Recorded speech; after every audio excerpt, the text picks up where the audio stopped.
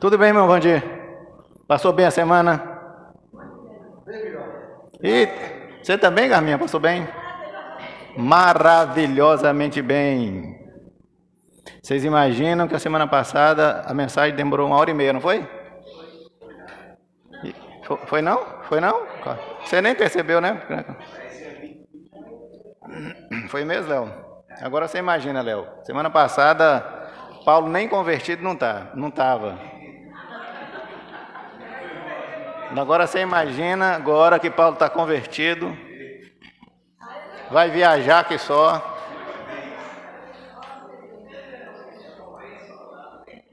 Então eu aconselho o seguinte: fique esperto agora, porque quem ficar com fome pode vazar logo, porque nós vamos sair daqui hoje 2 horas. Oba, né, irmão? Meu Vandir. Paulo, apóstolo da graça. Vamos terminar hoje. Gente, falar sobre Paulo um pouquinho mais. Pode chegar mais?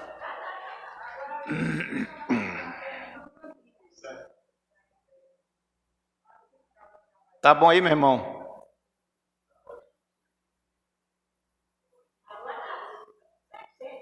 %100%. Caminha falou que tá 100%, tá bom 100%. Caminha manda. Falar sobre Saulo. Eu falei que eu estou fazendo meu último trabalho acadêmico, né, sobre a vida de Paulo, né, irmã Vera? O negócio é assim, você fica maravilhado com a vida de Paulo. Um trabalho acadêmico sobre a vida de Paulo é fascinante. Agora vocês imaginam a gente tentar resumir a vida de Paulo. Pode deixar acesa, viu, Léo? Pode. Vocês imaginam resumir a vida de Paulo, toda a vida de um homem desse, da magnitude desse, em 2 mensagens. Antes da conversão, depois da conversão. Nós não estamos falando de fazer uma mensagem sobre uma coisa que Paulo falou, não. Nós estamos falando, tentar fazer a igreja conhecer quem foi Paulo. Isso é mais ou menos parecido com o seguinte. Depois que eu conheço o irmão Evandir, eu compreendo direito como é que eu lido com o irmão Evandir. É muito diferente. É por isso que quando a gente lê Paulo, eu espero, né, que daqui para frente, quando a gente for ler a respeito de Paulo, quando a gente escutar assim, Paulo falou, combati o bom combate, acabei a carreira e guardei a fé. Você sabe do que nós estamos falando? O que esse cara passou? Porque parece solto um versículo desse, né? Mas quando você estuda a vida do apóstolo, sabe o que ele passou, você mergulha de forma intensa. Sabe, meus queridos, Jesus escolheu 12 apóstolos. Será por que Jesus escolheu 12 apóstolos? Quantas tribos tinha o povo de Israel? 12 tribos. Você está vendo que Jesus, tudo tem sentido na Bíblia? 12 tribos de Israel. Então, teoricamente, nós temos uma simbologia ali, uma tribo para cada um discípulo, um apóstolo para cada discípulo. Nós somos povo de Israel, nós somos povo hebreu. A semana passada nós aprendemos aqui, nós somos um povo gentil, não somos? Então nós ficamos fora, não foi? Aí Jesus falou, não, esse povo não pode ficar fora, eu tenho que ter um apóstolo para esse povo gentil. Aí vai lá e escolhe Paulo. Olha a magnitude da responsabilidade de Paulo. Jesus treinou os seus apóstolos, Léo, 3 anos, não foi? O ministério de Jesus não foi 3 anos? Paulo também foi treinado 3 anos. 3 anos. Por isso que ele se converte, vai, conforme eu falei a semana passada, fazer um estágio no Evangelho, lá com os essênios, lá na Arábia, para aprender o que é o Evangelho de Jesus. 3 anos também. Olha a simbologia que tem em tudo. Vocês percebem? Então, quando você vai compreendendo isso, você vai compreendendo a magnitude do Evangelho, a grandeza, a profundidade. E este Paulo, ele é o maior representante do cristianismo, sem sombra de dúvida, sem menosprezar os demais, mas ele foi escolhido para isso.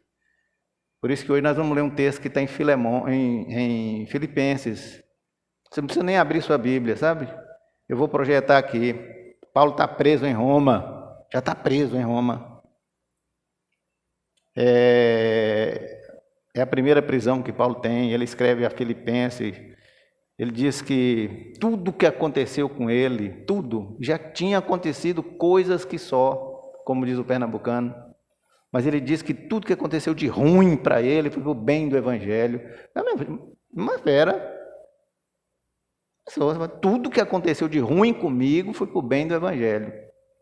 Você percebeu a ligação de íntima profundidade que Paulo tem com o Evangelho? Por isso que ele fala que para mim o viver é Cristo. Tudo que aconteceu de ruim para mim foi bom por causa do Evangelho. E Paulo foi sempre coerente, sabe? Com as coisas que ele dizia, as coisas que ele fazia. Coisa que nós crentes precisamos aprender demais com Paulo. Meus irmãos, precisa ter coerência entre o que a gente fala e o que a gente faz. O Evangelho é isso. O Evangelho não é brincadeira. O Evangelho não é diversão, não. O Evangelho é o poder de Deus para a transformação das pessoas. Então não tem emoção no Evangelho, não, sabe? O Evangelho é transformador. Quando Jesus fala assim, buscai primeiro o reino de Deus e as demais coisas serão acrescentadas, isso não é conversa fiada para boi dormir, não. Buscai primeiro o reino de Deus, para que as demais... Entende por que às vezes a igreja passa por tanta dificuldade e os crentes passam por tanta dificuldade? Porque não buscamos primeiro o reino de Deus. E é fácil demais, e é muito cômodo demais, e é muito teórico demais a gente ter conversa. Mas a praticidade do Evangelho que a gente aprende na vida de Paulo é muito diferente disso, é excelência. Então nós temos que agradecer muito Deus ter levantado um homem desse para que a gente se espelhe nele, sabe? Porque a gente não tem a desculpa. De vez em quando, quando eu estou pregando para alguma pessoa, aí a pessoa fala comigo, mas eu não sou Jesus. Mas a gente tem que se espelhar de Jesus. Mas eu não sou Jesus. Aí agora eu falo assim, mas tem um ser humano, que ele era imitador de Jesus, a gente pode imitar ele, era Paulo. Ele escreveu lá em Filipenses assim, no capítulo 1, de 19 a 21, Paulo escreveu assim, porque sei, Paulo está preso, e ele escreve, porque sei que disso o quê? Prisão, sofrimento, dor, me resultará salvação. Meus irmãos, quando a gente lê isso, você tem que ler e entender que você não pode ler se você não está disposto a colocar isso como prática na sua vida, porque o Evangelho não é teoria, o Evangelho é vivência. Pela vossa oração e pelo socorro do Espírito de Jesus Cristo, segundo a minha ardente expectativa e esperança, de que em nada serei confundido. Antes, com toda confiança, Cristo será tanto agora como sempre engrandecido no meu corpo, seja pela vida, seja pela morte, porque para mim o viver é Cristo. Para mim o viver é Cristo e o morrer é lucro. Então, se a gente está apegado às coisas desse mundo aqui, agarrado nas coisas aqui desse mundo, morrer para nós não é lucro, não. Você quer ficar agarrado nas coisas daqui. Então não tem nada de lucro na morte de um crente. Pai querido, olha os nossos corações agora, Senhor Deus. Com misericórdia, Senhor Deus. Permita, Senhor Deus, que o Espírito Santo fale aos nossos corações através da meditação da sua maravilhosa palavra, inerrante palavra, sagrada palavra, profunda palavra. Nos incomode, Senhor, através da vida desse gigante da fé, apóstolo da graça.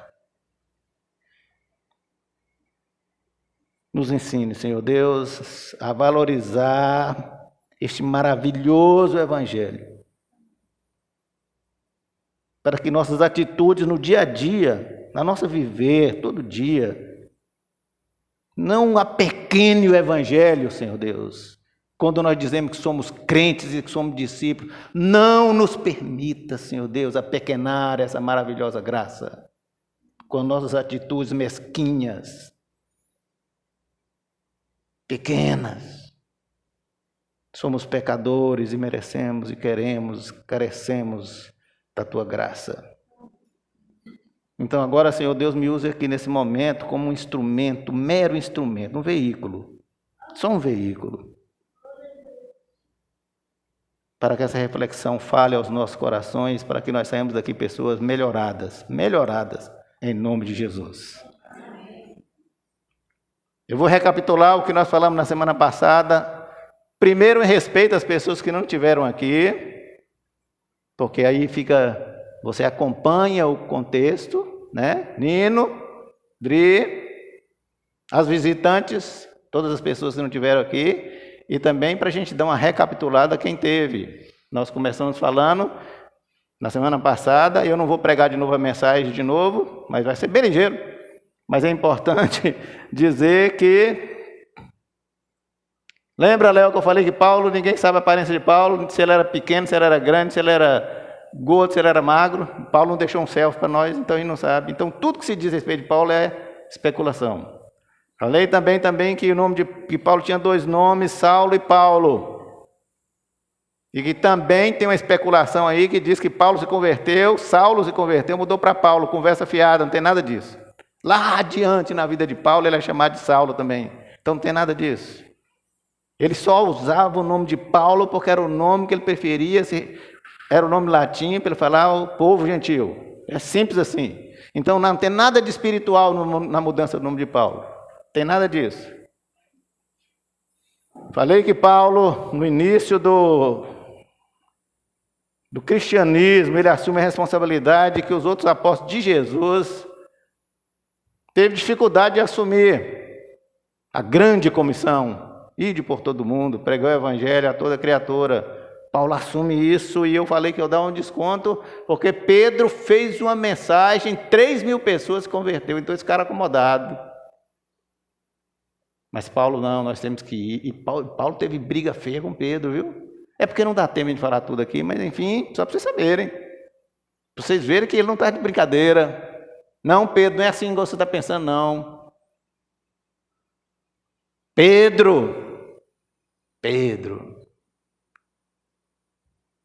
Meus queridos irmãos, a obra de Paulo é de uma significância extraordinária para nós hoje.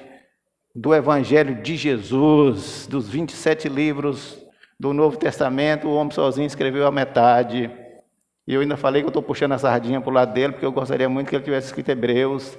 Aí fica mais da metade.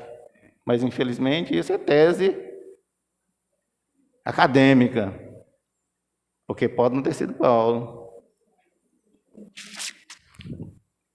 Paulo era judeu, nascido fora de Israel, e eu expliquei que isso é em função da diáspora, que tinha milhares de judeus fora de Israel.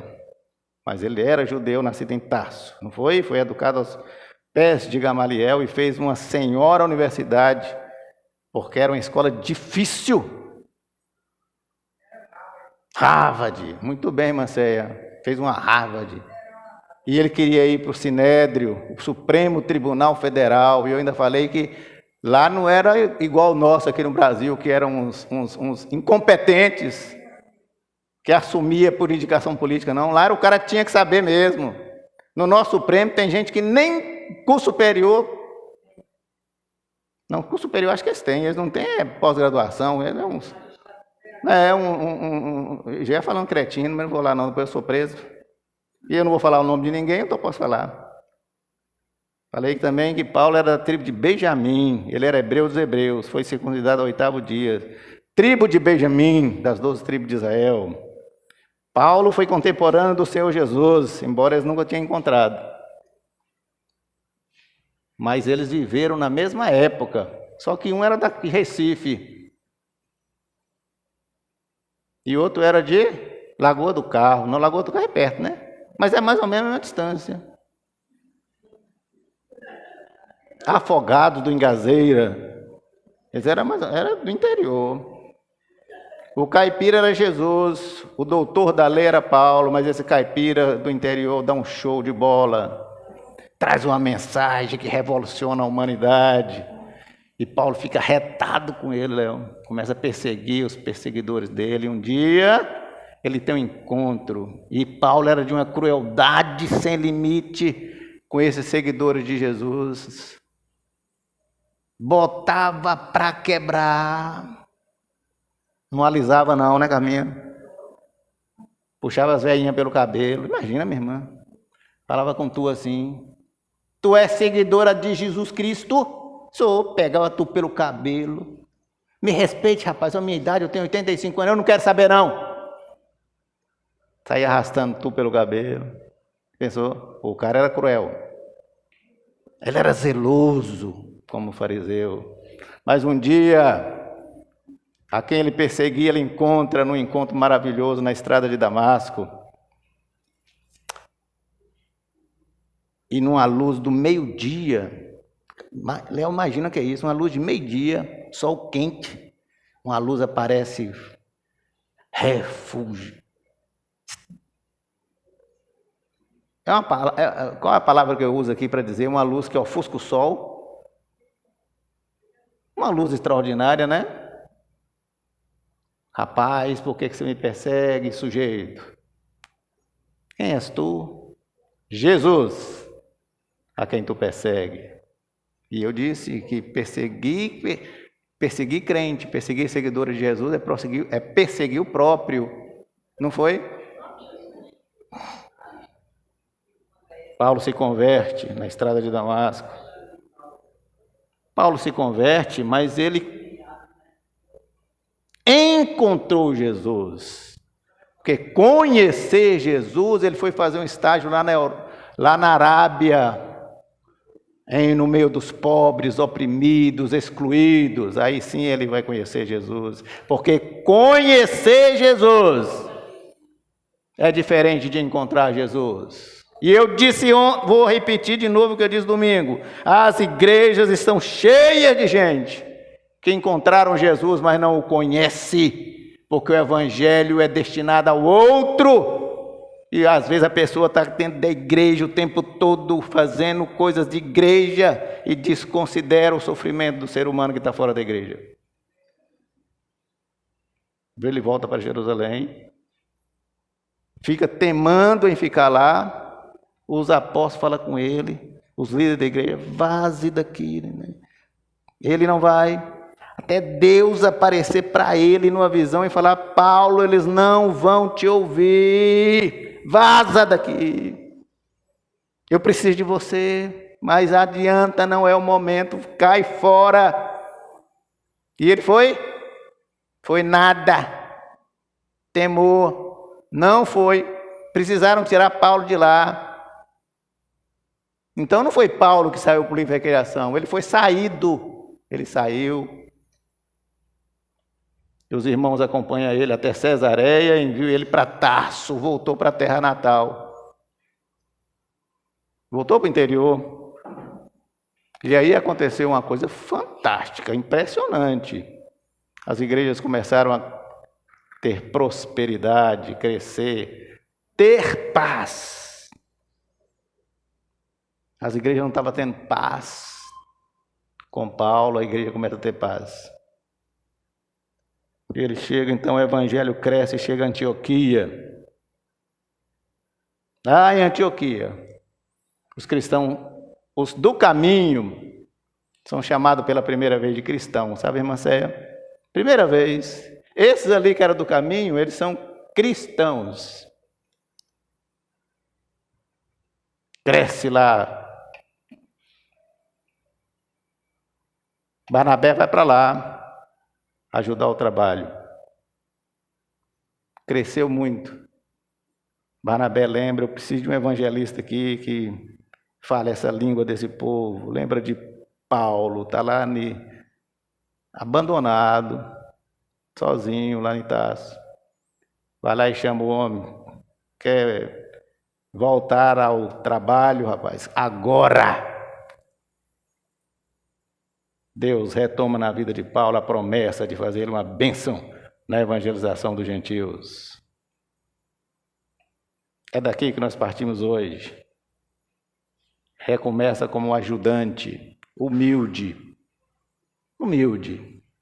O cara formado em Harvard, agora vai começar como um ajudante de um Barnabé da vida. Está entendendo, Tereza? Estamos juntos? Aí ele vai começar agora, Tereza, uma campanha missionária sem igual na história da humanidade. Sem igual. Vamos caminhar com ele. Paulo faz a sua primeira viagem missionária. E eu vou falar aqui de forma extremamente resumida, para a gente não sair daqui 4 horas da tarde. Dos acontecimentos mais relevantes, Léo. Considerando só o essencial, Paulo sai de Antioquia, onde era a igreja que ele estava, com Barnabé. Ele sai com Barnabé e um menino chamado João Marcos. João Marcos era sobrinho de Barnabé. Ele sai de Antioquia, passa ali pelo mapinha que vocês estão vendo, pela Seleucia, chega no Salamina, chega na ilha de Chipre, anda ali pela ilha de Chipre,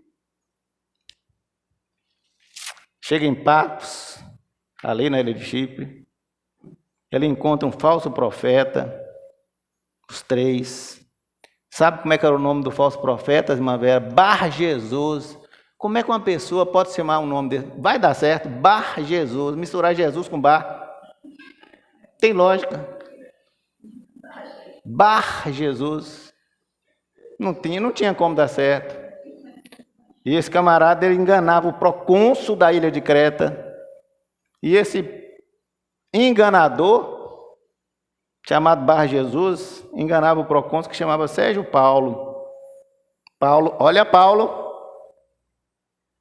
Chama o enganador, fala com ele, você é filho do diabo. Como era atrevida, não? Castiga o sujeito, fala que ele vai ficar cego, ele fica. Começou a missão. O procônsul fica maravilhado com aquilo e fala com ele, cara, mas você tem autoridade mesmo, né? Seja bem-vindo, meu irmão. Que bom você estar aqui. Paz do Senhor. Bar Jesus. Então esse procônsul, meus queridos, é relevante aqui. Sérgio Paulo torna a primeira pessoa convertida na missão de Paulo.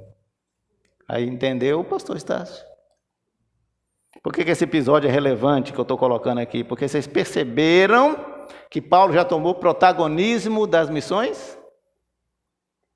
Em Creta já, só atravessou ali o mar Adriático, chegou em Creta, Paulo já tomou o protagonismo, já começou a assumir o protagonismo da missão.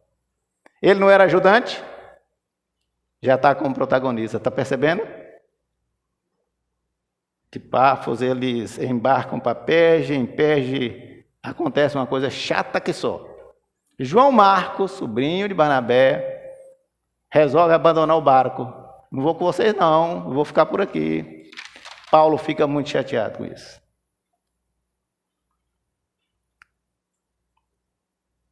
O menino mal está começando a viagem, já vazou. Lembre disso. Começando a missão, João Marcos abandona a missão. Eles chegam em Antioquia da Psídia, tem 2 Antioquias, para vocês lembrarem disso. Uma Antioquia fica ali olha lá onde que ele sai, ali é Síria, e ele chega em outra Antioquia aqui da Psídia, que é Turquia, onde está tendo os terremotos. Meus irmãos, Paulo faz lá uma mensagem poderosa, quando ele chega na Antioquia da Psídia. A mensagem é tão poderosa que quando Paulo repete a mensagem na outra semana, preste atenção que a Bíblia diz, metade da cidade vai escutar Paulo. Metade da cidade. O cara chegou no Recife, metade de Recife foi escutar o cara. Depois ele vai para Icônio. Lá tem uma multidão de gregos e judeus que se converte. O Deus usando a vida do cara. Aí eles são ameaçados de apedrejamento. Começa a primeira ameaça de apedrejar eles, porque o resultado está sendo muito positivo. Eles saem de lá, vai para Listra. Em Listra, ele cura um paralítico de nascença. Preste atenção na vida de Paulo. Ele cura um paralítico de nascença. Diante desse milagre, todo mundo olhou para Paulo e falou: são deuses, esses caras são deuses. Chama Paulo de Mercúrio e chama Barnabé de Júpiter. Paulo fala: não tem nada disso. Nada disso. Tudo isso está acontecendo em função do poder do Messias, ressurreto, Senhor Jesus, que nos dá poder para fazer essas coisas. Não tem nada de Mercúrio, não tem nada de Júpiter, não tem nada de Deus grego, é o Deus vivo. Aí, os judeus pegam Paulo em Listra. Muito sucesso na missão, meus irmãos, prestem atenção. Sucesso absoluto na missão. E os judeus pegam ele, apedrejam Paulo. O cara fica praticamente morto. Percebeu, meu velho? Quando a coisa dá tudo certo, por amor a Jesus, e você leva pedrada para deixar quase morto. A Bíblia usa esse termo interessante, né? Dá uma mensagem aqui. Paulo ficou quase morto. Não ficou morto, não. Quase morto. Está lá em Atos 14, 19. Paulo se recupera, vai para Derbe, prega de novo em Derbe, volta para Listra, pensa no homem teimoso. Foi apedrejado lá para ficar quase morto, foi para Derbe, voltou para Listra, depois foi para Icônio, depois ele volta na Antioquia, depois ele volta em Perge, vai para Atália ali. Ele volta para Antioquia, lugar do onde ele partiu. Completa assim, Paulo completa a sua primeira viagem missionária com esses eventos mais importantes. Aí ele tem que ir para Jerusalém prestar conta. Estava tendo muita confusão. Ele vai em Jerusalém participar do concílio de Jerusalém. Por que ele precisava de ir lá? Era assim. Paulo, estão dizendo por aí que você, quando as pessoas se convertem, ela tem que largar todos os costumes judaicos. Os gentios. Quem são os gentios, meus irmãos? Todo o povo que não era judeu, certo? Então tinha dois tipos de gente que se convertia: os que não eram judeus e os que eram judeus. Os que eram judeus eram chamados de judaizantes. Os que não eram judeus eram gentios. E eles ficam falando assim: afinal de contas, esse povo que se converteu precisa ou não praticar os costumes. Olha a dificuldade da pedagogia de Paulo. Precisa ou não cumprir as leis de Moisés? Por exemplo, precisa ser circuncidado? Eu sou grego, converti a Jesus, nunca fui circuncidado. Mas Pedro, João, Tiago, eles tudo eram judeus, eram circuncidados, então eles são diferentes. Precisa ou não? Por isso tem esse concílio, para dirimir essas dúvidas. Pedro levanta na igreja e fala: eu sou da seguinte opinião: nós fomos circuncidados porque nós já somos judeus. Fomos criados como judeus. Mas um dia o Nazareno falou conosco e não precisa nada disso.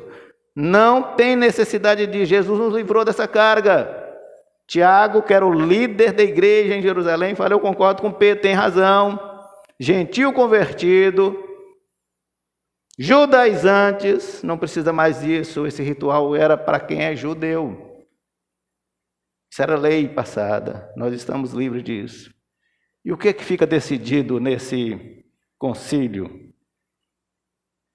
Judeus convertidos, judeus que se converteram, judaizantes, e os gentios convertidos, precisam obedecer o seguinte: primeiro, não consumir comida sacrificada a ídolos. Segundo, não consumir carne que foi de animal que foi estrangulado sem o sangue derramar. Olha a galinha cabidela.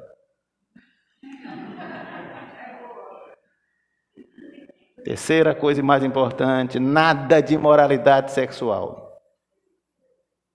Assim Paulo e Barnabé são liberados, volte para pregar. Preguem isso, preguem isso. Dão uma carta para ele de recomendação. Eles agora estão com a cartinha na mão.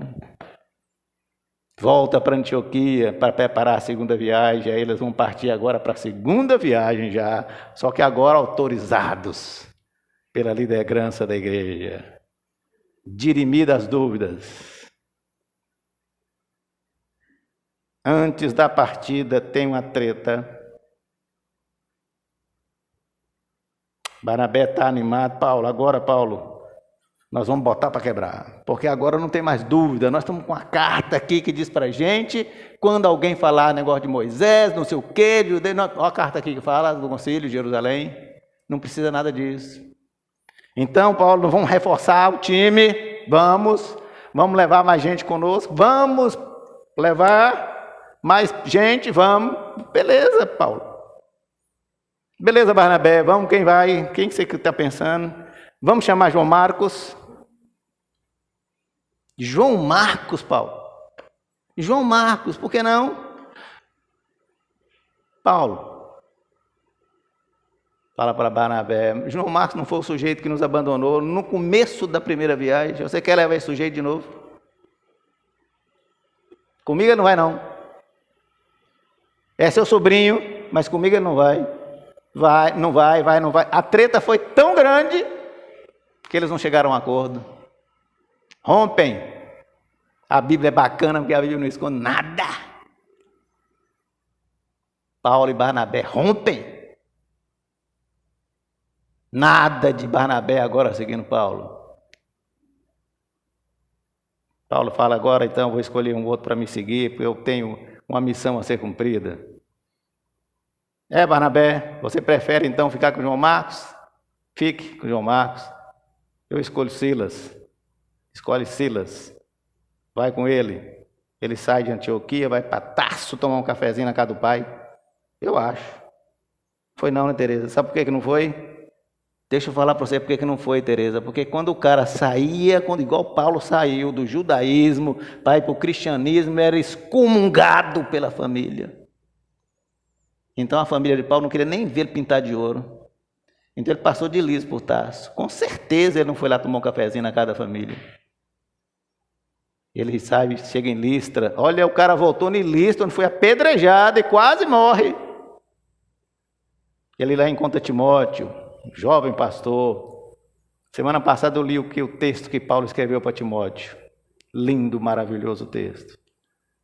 Quando ele estava preso em Roma. Timóteo tinha uma mãe judia, mas o pai de Timóteo era grego. Portanto, Timóteo era gentil. Era ou não? Mistura. Aí Paulo, preocupado como Timóteo ia fazer para ajudar ele, fala: Timóteo, eu vou te aconselhar uma coisa. Para não complicar, eu te aconselho você circuncidar-se. Timóteo fala: Paulo, mas o concílio de Jerusalém não diz que não precisava? Não precisa, Paulo. Mas sabe o que é? Sabe o que é, Timóteo? Evite problema. Você vai ser um pastor. Você vai levar a mensagem. Então faça o seguinte, faça isso só para não dar motivo. E aí, meu irmão Paulo nos dá uma grande lição. A mim, pastor Antônio, a você que quer pregar o evangelho, a você que quer levar o evangelho, a você que quer falar do evangelho. Sabe, queridos, por amor à obra, o evangelho. Coloque seu direito de lado. Abra mão do seu direito. Porque Timóteo tinha o direito de não ser circuncidado. Mas para não atrapalhar, para não ser pedra de tropeço, ele se sujeita a ser circuncidado.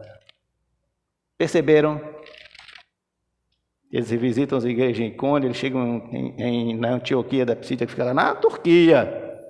Em Troa de Paulo tem aquela visão famosa de um varão da Macedônia que fala com ele: passe pela Macedônia, passe pela Macedônia, passe pela Macedônia. E Paulo vai à Macedônia. Está Paulo a primeira vez na Europa. Primeira vez Paulo está na Europa. Entra pelo porto de Neápolis e chega a Filipos. Pense numa cidade complicada, a tal da Filipos. Lá, primeira coisa que Paulo encontrou foi uma jovem endemoniada que adivinhava as coisas.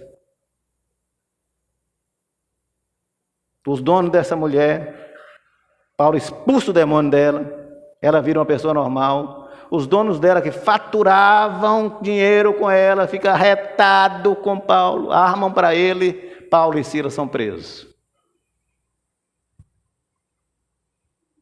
Perdeu a fonte de renda. Eles são açoitados, a Bíblia diz. Meus irmãos, vai escutando a história de Paulo para você entender que o nosso evangelho é um evangelho ridículo, sabe? Esse evangelho que a gente chega aqui a semana inteira ficando bem bom, aí chega no final de semana aqui, vem para a igreja, fica aqui 2 horinhas, no bem bom, no ar-condicionado. E às vezes reclamamos de coisas. Está prestando atenção? Vai prestando atenção o que esse cara sofreu para nos possibilitar o evangelho chegar até nós, para a gente ser alcançado pela graça e passar a vida eterna.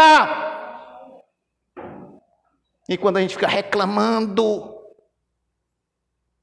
de coisa que não tem o menor sentido, eles são açoitados, postos no tronco da meia-noite, em vez de eles estar reclamando igual a gente fica. Eles estavam cantando, glorificando a Deus.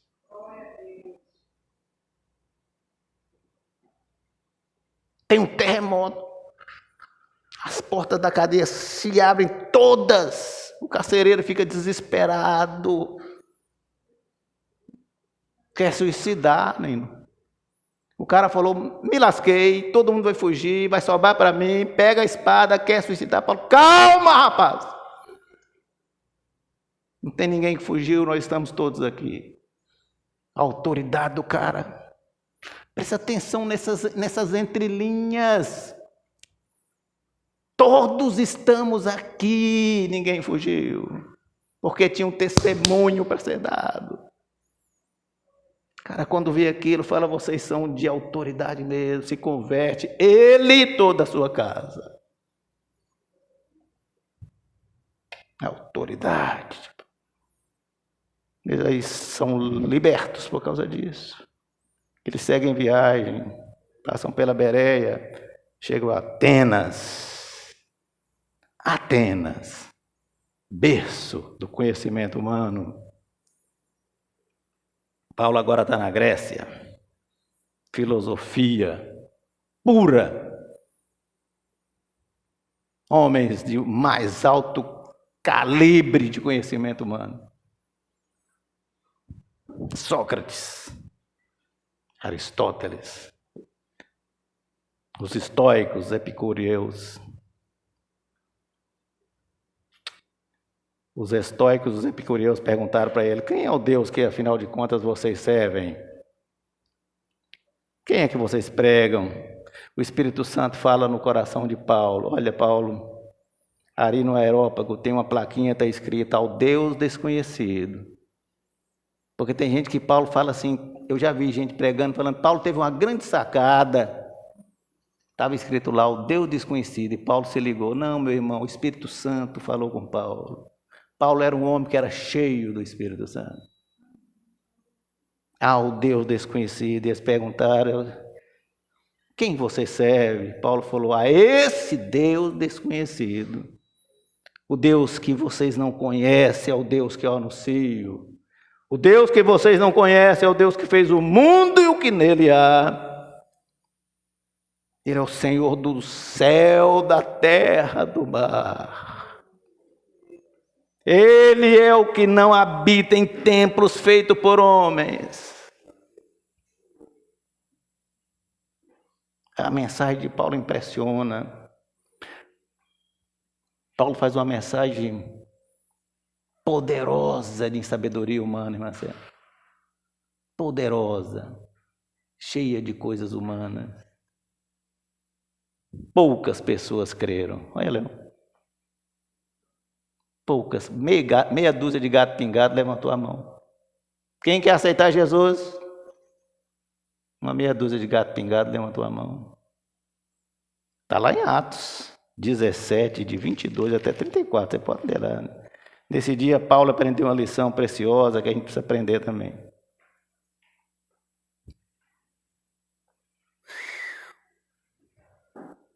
Não é uma mensagem cheia de sabedoria humana, cheia de conhecimento humano, porque isso é imundice para Deus. Que vale para Deus. E Paulo aprendeu isso nesse dia. É a mensagem que quebranta os corações. Mensagem que transforma. A mensagem que vem do Espírito Santo. Não é a mensagem cheia de coisa bonita, de conhecimento humano, sabe, Leão? Mensagem que transforma. É a mensagem que vem do Espírito Santo de Deus. O emissor é mero emissor, só emissor. Ele só fala. É o Espírito Santo que conduz. Paulo aprendeu isso nesse dia a duras penas. Faz uma mensagem maravilhosa e não deixa nem uma igrejinha implantada em Atenas. Ele vai para Corinto pensar na vida. Chega a Corinto. Ele escreveu aos Coríntios depois disso, para deixar para a gente de testemunho. Quando ele está lá em Corinto. Meus irmãos, quando eu estive entre vocês, não fui com discurso eloquente, nem com muita sabedoria para lhes proclamar o mistério de Deus. Decidi nada saber entre vocês, a não ser Jesus, Cristo e este crucificado. Essa é a verdade. É isso que transforma. Fui com fraqueza, temor e com muito tremor que estive entre vocês. Minha mensagem, minha pregação não consistiu em palavras persuasivas de sabedoria,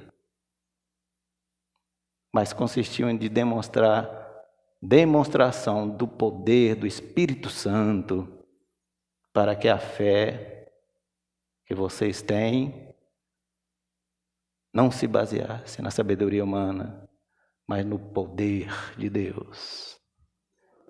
Paulo reconhecendo que tem que ser de Deus. Ele fica em Corinto 2 anos. Põe a cabeça dele no lugar. Reconhece humildemente que ele é um mero instrumento. Raspa a cabeça como símbolo de humildade. Vai para Éfeso. De Éfeso ele vai para Cesareia. Volta para Jerusalém. Chega de novo na Antioquia. Termina a sua segunda viagem.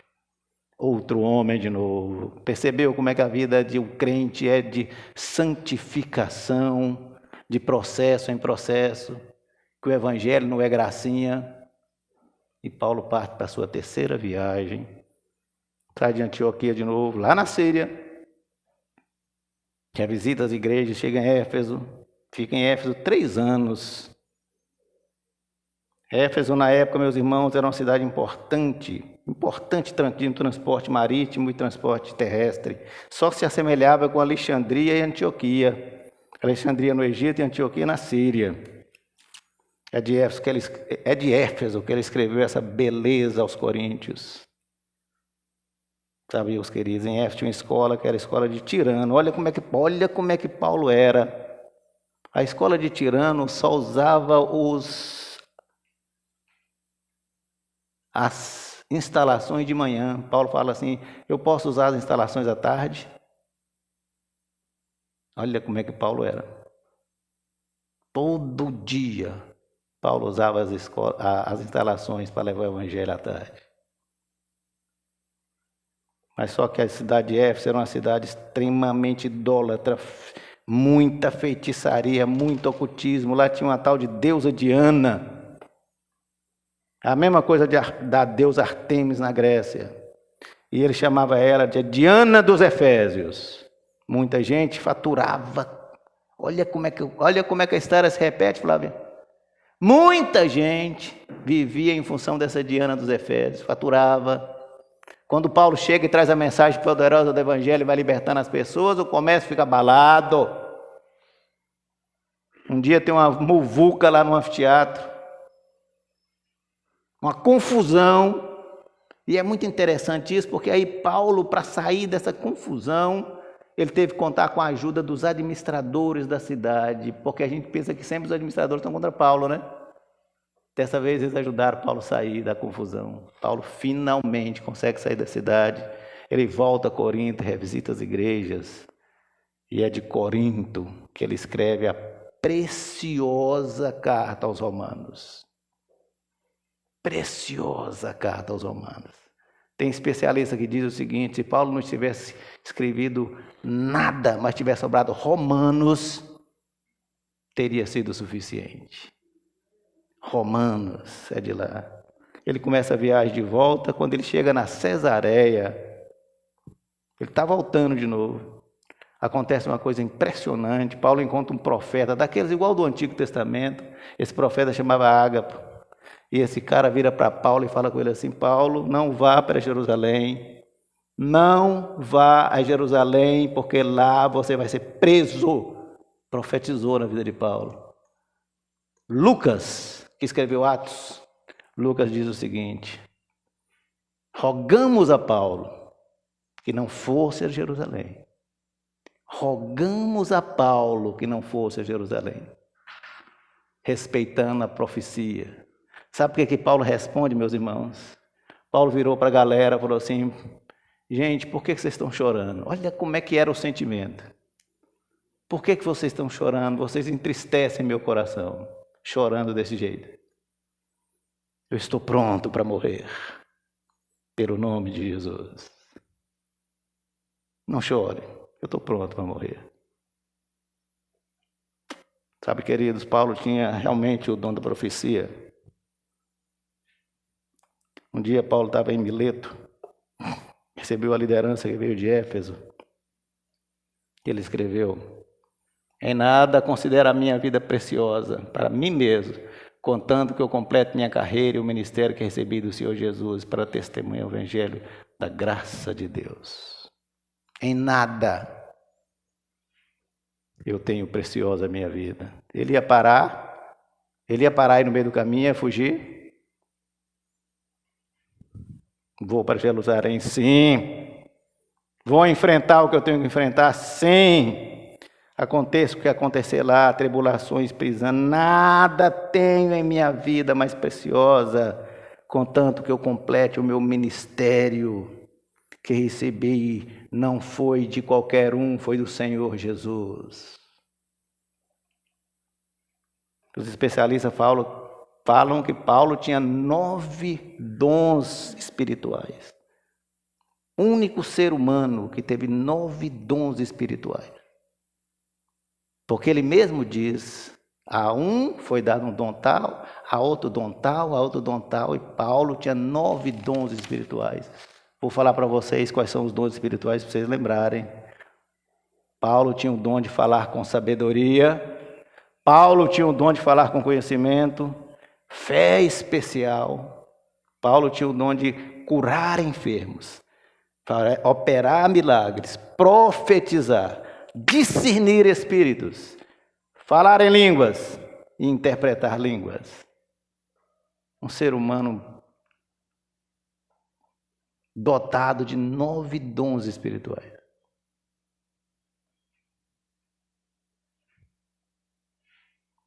Paulo é preso em Cesareia. Ele volta para Jerusalém e é preso. Por que Paulo foi preso? Ele chegou na cidade para prestar relatório para os líderes. Tiago chamou ele e falou: Paulo, está correndo uma boata aí, uma fofoca, não sei o que é. Por que era fofoca? Porque disseram para ele assim: os judaizantes, os convertidos, estão dizendo que você, além de pregar Jesus e o Evangelho, você falando para as pessoas que elas são incentivadas, Paulo, a abandonar os costumes judaicos. Você está fazendo isso? Meus irmãos, eu falei aqui hoje nessa mensagem, o que Paulo fez com Timóteo? Apesar de estar com a cartinha na mão. Dá exemplo. Então Paulo fazia isso? Evidentemente que não. Paulo pediu Timóteo para ser circuncidado. Tem outro livro na Bíblia chamado Tito. Paulo escreve a Tito. Pediu para Tito a mesma coisa. Então Paulo não fazia isso, ele respeitava profundamente para não ser pedra de tropeço. Então a liderança sugere a Paulo, mas de qualquer maneira nós sabemos que você não faz, mas faça o seguinte, dê um voto de boa vontade, Paulo. Tem uns caras aí, 4 sujeitos, que estão fazendo um voto de Nazireu. Sabe o que é o voto de Nazireu, meus irmãos? É um ritual de purificação, de consagração no templo. Então você vai lá, Paulo, fala com eles que você vai fazer essa consagração também. E você vai lá, fique com ele, paga a despesa do sacrifício. Paulo vai. E aí a pergunta vem, por que Paulo se sujeitou a isso? Sabe por que Paulo se sujeitou, meus irmãos? Porque para ele o ritual não significava absolutamente nada. Nada. Nada. Se é para mim ficar em paz com esse povo, eu vou e faço, não tem problema. Paulo vai, mas acontece um imprevisto. Preste atenção no que acontece. Paulo está lá no ritual com os caras. Era a festa de Pentecostes. O povo que Paulo evangelizava, quando ele passa pela galáxia, por todos esses lugares que nós vimos agora, judeus que via que Paulo pregava o evangelho, vê Paulo lá no átrio do templo.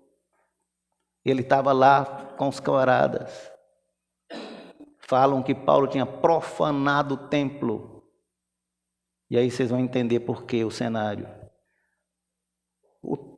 O templo tinha 2 átrios. Um átrio que só entrava judeu, chamava Átrio de Israel. Outro átrio que só entrava gentios. Gentios não podiam entrar no átrio de Israel. Onde que Paulo estava? Átrio de Israel. Porque os caras estavam fazendo purificação. Aí os caras falam, você profanou, porque você não é judeu. Você prega Jesus, então você não podia estar lá. Isso dá uma confusão, meus irmãos, um tumulto, uma confusão tão grande, que para Paulo sair disso, os soldados romanos que ficavam numa torre chamada Torre de Antônia, tem que pegar Paulo, sair com ele carregado, levantado. E Paulo fala com os soldados, olha, deixa eu falar para vocês uma coisa, deixa eu explicar para esse povo que eu sou judeu, e fala isso em grego para o comandante. Aí o cara vê que Paulo não é um qualquer, pode falar. Coloca ele no alto de uma escada, e Paulo fala em aramaico para o povo. Vocês acham que o povo escutou? Sabe o que é a resposta do povo? Morte ao prisioneiro!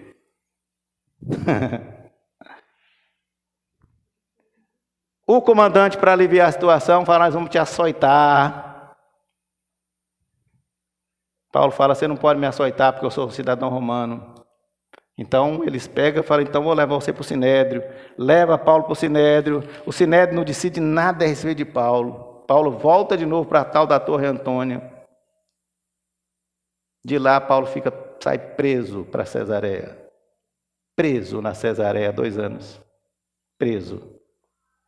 Vocês entenderam por que Paulo foi preso? De lá ele apela. Eu quero ser julgado por Roma, porque eu sou cidadão romano.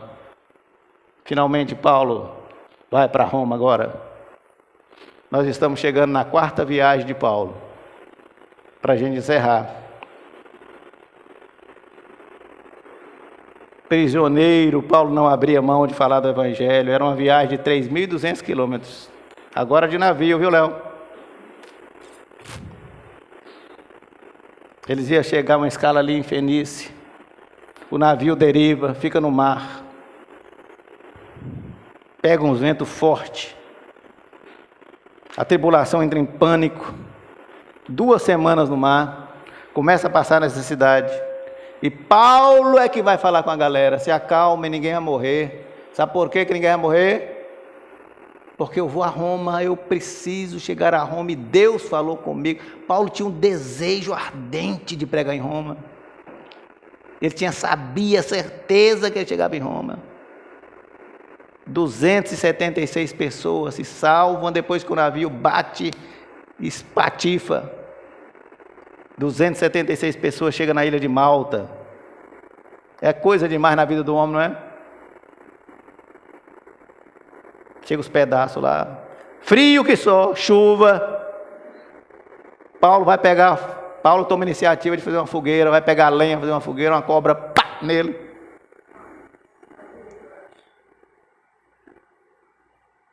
Olha o que acontece.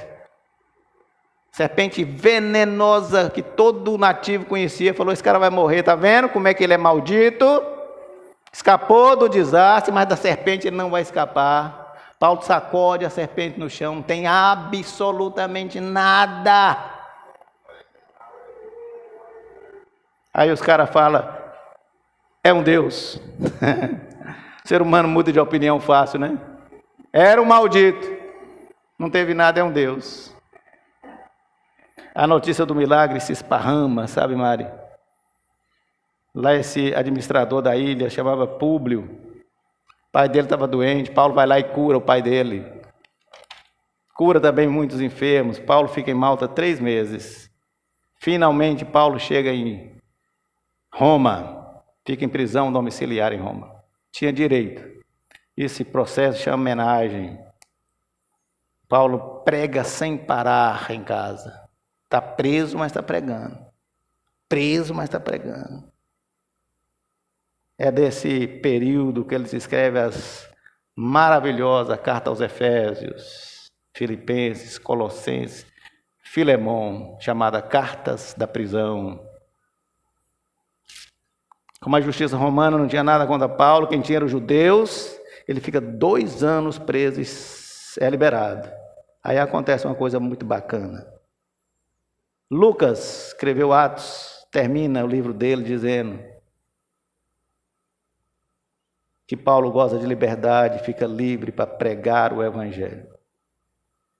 E aí Lucas termina a história. Aqui Lucas termina o Atos. O que acontece com Paulo? Paulo pode ter feito mais viagens, não está na Bíblia. É possível que Paulo tenha chegado até a Espanha, porque ele tinha um desejo de ir lá, e ele teve tempo para isso.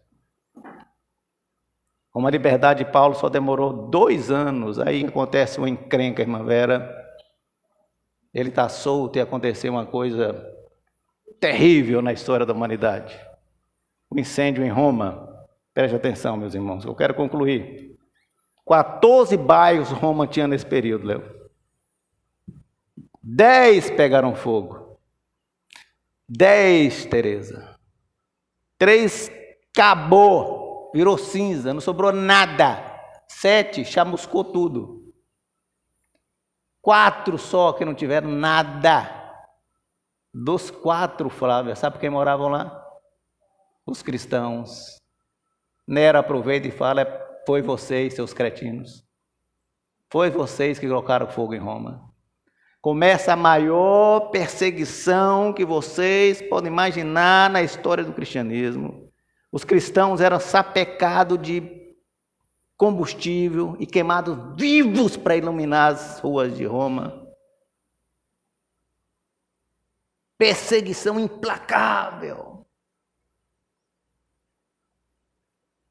A história mostra pessoas pregadas de poste, queimada viva, para iluminar as ruas à noite em Roma. Paulo é preso de novo. Agora Paulo vai para a masmorra. Paulo era líder.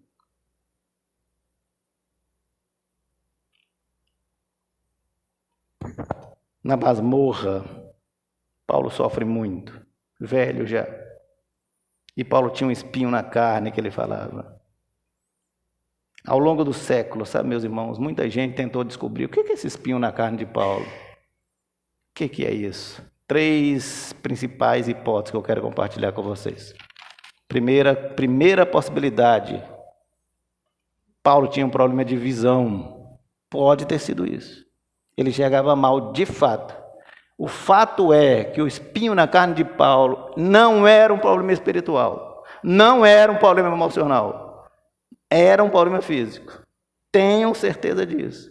Pode ter sido a visão de Paulo, porque Paulo, preste atenção, quando acontece aquele clarão do meio-dia, a visão dele fica abalada. E ele fala isso claramente em Gálatas, quando ele fala que os irmãos tinham dó dele, porque ele precisava escrever com letras muito grandes, e que se os irmãos podiam até doar os olhos para ele. Então, primeira coisa, a visão. Segunda coisa, a malária. Quando Paulo, na primeira viagem, passa por uma região com muita malária, Paulo pode ter contraído malária. Isso dava em Paulo uma dor de cabeça terrível, e também problema de visão. E pasmem, a terceira coisa, Paulo podia ter epilepsia. E olha que coisa impressionante, de onde vinha essa epilepsia de Paulo? Lembre que Paulo foi ao terceiro céu, Paulo foi no paraíso, nenhum ser humano pode ir no céu e voltar. Isso pode ter provocado em Paulo, no cérebro de Paulo, uma epilepsia. É porque ele fala lá, quando ele fala do texto, nesse texto que ele fala que para ele não se vangloriar, ele ganhou um espinho na carne, porque ele viu coisas que ele não podia falar. Lembram? E essa doença de epilepsia chamava na antiguidade morbus comedialis, e era vergonhosa. Júlio César também tinha. Era vergonhosa, porque eles atribuíam ao mundo oculto, ao submundo. Por isso que talvez ele fale, Satanás que manda para mim. Se Paulo sofreu a vida inteira, e agora ele está numa masmorra, se sente abandonado. Só Lucas está comigo, ele diz a Timóteo, na carta de despedida. Conta a tradição, meus queridos, concluindo.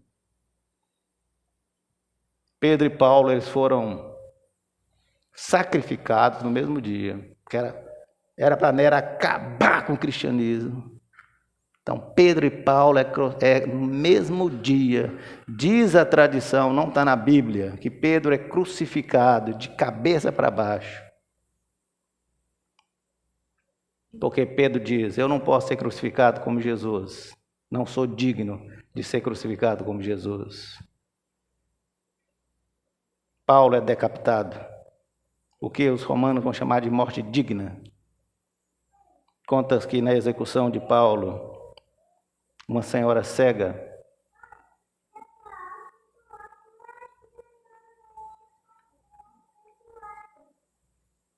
deixa eu esperar a concorrência ali.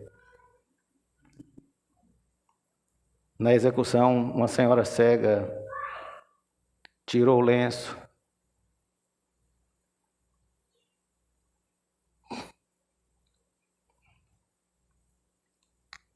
Paulo, indo para a execução, ofereceu a ele, para ele não ver a morte. Nino.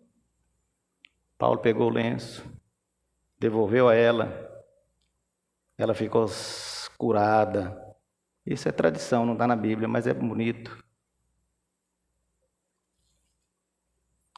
Era muito comum, sabe, nas execuções, o carrasco perguntar para o prisioneiro, quais são suas últimas palavras? Quais são suas últimas palavras? Eu imagino Paulo dizendo,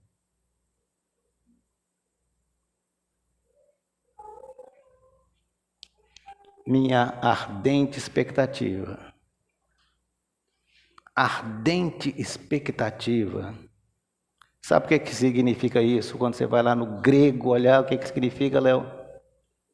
Olhar altivo, à distância, de cabeça erguida. Minha ardente expectativa. e esperança de que em nada serei envergonhado, antes com toda ousadia, como sempre, também agora, será Cristo engrandecido no meu corpo, quer pela vida, quer pela morte, porquanto para mim o viver é Cristo e o morrer é lucro. Para mim o viver é Cristo, o morrer é lucro. A espada de Roma desce, ceifa a cabeça, tentando silenciar a voz terrena desse extraordinário servo do Senhor. Eles pensavam que silenciaria a voz do Evangelho. Pensava. Monumental engano. Porque nenhum poder do humano pode silenciar a voz do Evangelho de Jesus. Nenhum poder humano. A mensagem de Paulo chegou até nós e continuará chegando pelos séculos dos séculos, até que ele volte. E Paulo permanece, meus irmãos, como sendo o ser humano que mais conheceu a mente de Jesus. Paulo validou com exatidão a exortação que Jesus nos fez. Na vida tereis aflições, tem de bom ânimo. Existe uma pessoa que teve mais aflições do que Paulo? Na vida tereis aflições, tenha bom ânimo. E é ele, Paulo, que nos ensina: nada, absolutamente nada, nem principados, nem potestades, nada pode me separar do amor de Deus, que está em Cristo Jesus, nosso Senhor e Salvador. É Ele o autor da nossa fé. A sua graça me basta. A sua graça me basta. Obrigado, Deus, pela vida desse gigante da fé, Senhor. Obrigado, Senhor Deus, pelo seu exemplo. E que o seu exemplo fale em nossas vidas. Não com teoria, mas com praticidade, com pragmatismo. Que nós saiamos daqui, Senhor Deus, pessoas diferentes, mirando na vida de Paulo. E te pedimos isso em nome de Jesus. Amém.